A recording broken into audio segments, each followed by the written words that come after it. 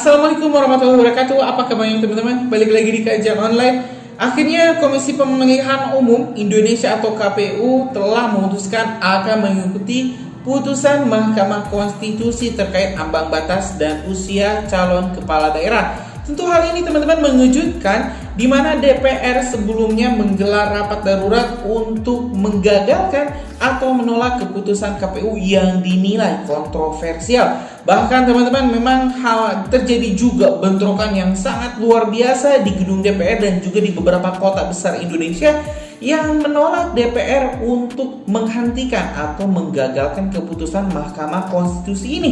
Dan hari ini teman-teman, kita telah mendapatkan informasi secara langsung dari Komisi Pemilihan Umum KPU terkait press release yang menyatakan bahwa KPU akan mengikuti putusan Mahkamah Konstitusi kendati pun putusan itu dinilai oleh banyak pihak, bahkan oleh elit-elit politik kita sebagai putusan yang kontroversial. Dan jelas teman-teman, dengan peraturan ini, dengan putusan, dengan mengikuti aturan MK ini, maka Gibran Rakabuming putra Presiden Joko Widodo otomatis tidak akan bisa mencalonkan dirinya untuk maju di Pilkada 2024. Dan tentu keputusan KPU ini juga menggemparkan istana karena proyeksi Kaisang untuk maju dalam Pilkada 2024 telah disusun secara rapi oleh Presiden Joko Widodo, dan tentu ini akan membuyarkan rencana Presiden Joko Widodo untuk menjadikan anak-anaknya penerusnya. Nah, seperti apa teman-teman pernyataan dari KPU? Kita bakal langsung simak video selengkapnya.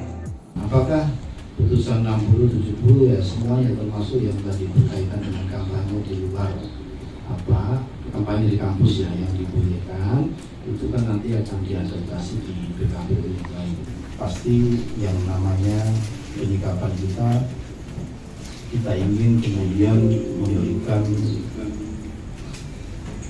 situasi yang menenangkan dan juga menjawab apa yang ditanya oleh para pihak terkait dengan apakah KPU akan menindaklanjuti putusan Mahkamah Konstitusi. Secara kronologis teman-teman sekalian, kami akan menyampaikan bahwa pada tanggal 20 ketika putusan Mahkamah Konstitusi dibacakan siang sampai sore hari, kami menyampaikan bahwa KPU akan melaksanakan putusan Mahkamah Konstitusi di malam harinya. Kemudian kami juga sudah menyiapkan adaptasi atau mengambil substansi putusan yang kemudian kami normakan dalam draft PKPU yang kami kirimkan ke Komisi 2 atau DPR pada tanggal 21 Agustus. Untuk selanjutnya tadi setelah kami melakukan rapat pleno terbuka hasil pemilu pasca PHPU kedua di Mahkamah Konstitusi, kami juga menyampaikan bahwa kami dengan tegas akan melaksanakan putusan Mahkamah Konstitusi.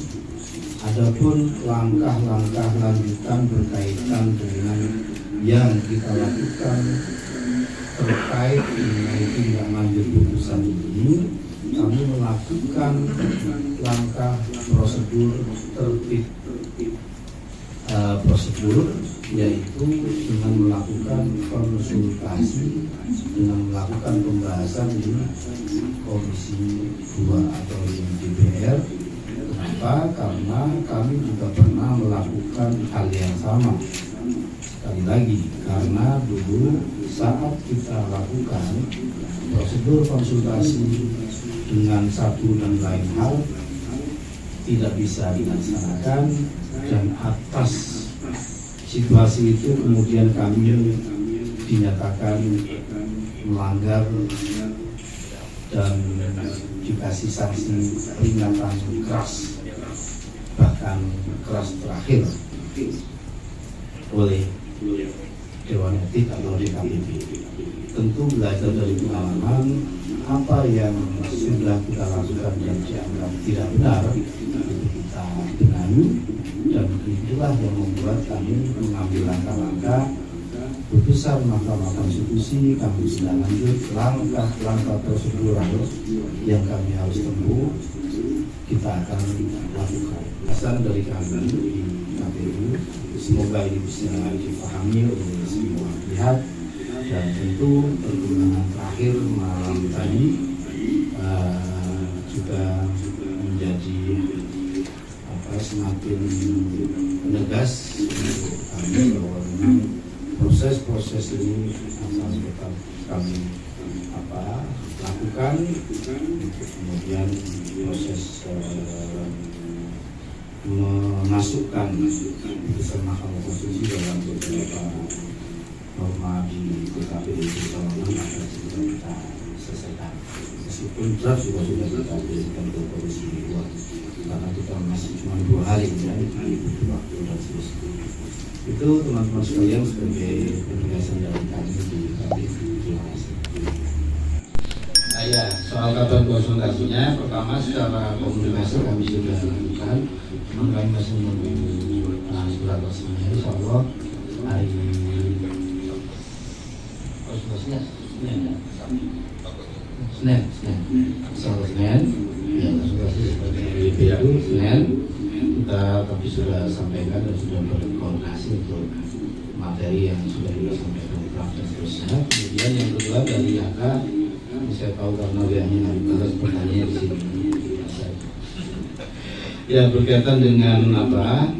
Ini mirip dengan pertanyaannya itu tadi, kaitannya dengan kalau ini pengandaian, yang penting nggak cuma aja pertanyaan. Kalau ini berani nggak? Inilah pentingnya konsultasi. Jadi kalau putusan MK itu secara prinsip ya, setelah dibacakan itu kan sudah dibacakan kan sudah berlaku, maka kita akan lakukan itu. Langsung, cuma memang yang menjadi lubangnya dulu kan kita nggak melakukan konsultasi, bukan kita melakukan, tapi ada situasi yang saat itu tidak ada waktu lah ya untuk melakukan itu. Nah, sekarang kan itu kita lakukan, belajar dari peristiwa yang kemarin. Dan inilah menurut saya malah pentingnya konsultasi dilakukan. Dan apakah putusan 60-70 ya semuanya termasuk yang tadi berkaitan dengan kampanye di luar kampanye di kampus yang dibolehkan itu kan nanti akan diadaptasi di PKPU. Jadi semua hal yang berkaitan dengan putusan Mahkamah Konstitusi yang katakanlah beririsan dengan PKPU kita dalam konteks ini yang paling banyak memang PKPU 8 ini yang akan kita terapkan. Nah, konsultasinya akan menjawab semuanya dan insya Allah dengan situasi terakhir juga akan bisa kita pastikan pada tanggal 27 sampai 29 ini yang akan kita pakai. Bagaimana jika ada situasi di lain itu yang kita hadapi, kita komentari yang ada di depan kita.